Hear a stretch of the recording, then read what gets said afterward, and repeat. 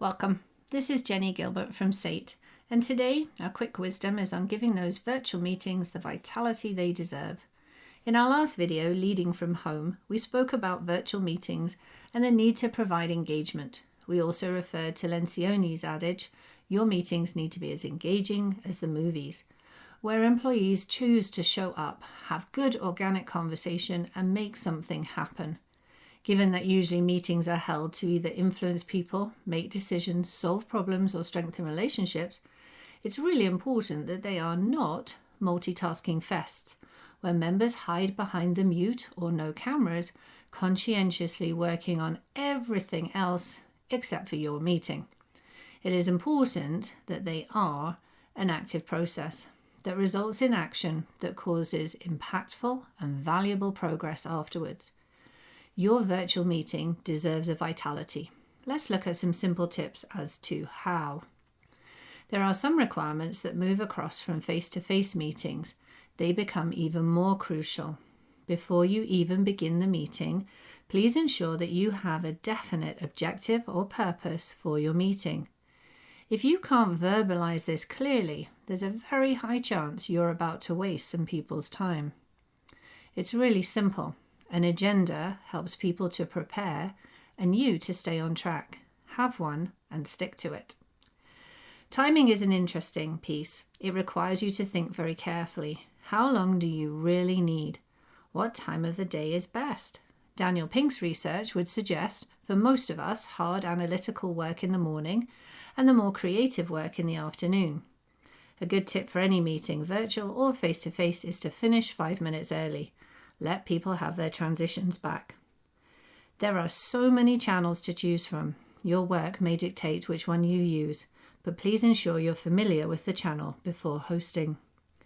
As always, inviting only the crucial people is key. Do that. Invite literally those who are crucial to the conversation, and that includes the people who don't think just like you. For any of your participants, you can give active roles within the meeting. Who will take notes, share the documents, who's your timekeeper, and who's your agenda agent that ensures the meeting stays on track. Generally, these weren't done very well before. Now more than ever, we need them to be effective. Here's a few tips just for those virtual meetings in particular. Number 1, please turn those cameras on. You wouldn't hide under your desk or turn your back in a regular face-to-face meeting, so don't do it here. It might be necessary to realign expectations. Animals, kids are also welcome to appear on screen too. Make sure you greet people and welcome them as you see them join your virtual meeting. This is presuming, of course, that you're online at least 5 minutes ahead of your participants. Use their name and welcome them. And if you can't see them, this is a great moment to ask them to turn that camera on. 60 is your magic number to remember. You have roughly 60 seconds to capture your audience at the beginning. Remember, your enthusiasm is essential. What's your hook to the content coming? And 60 minutes is an absolute maximum without a break. So if your meeting is a couple of hours, don't be afraid to give you and your participants a 5 to 10 minute movement break, or maybe even a cell phone break. There's many ways to keep your meeting engaging and moving. Consider how you pass the comment to the next speaker. If it's a team meeting and you all know each other well, you can ask your participants to do it. I might say to the next person as I finish, "It's your turn, Mike, let's hear from you."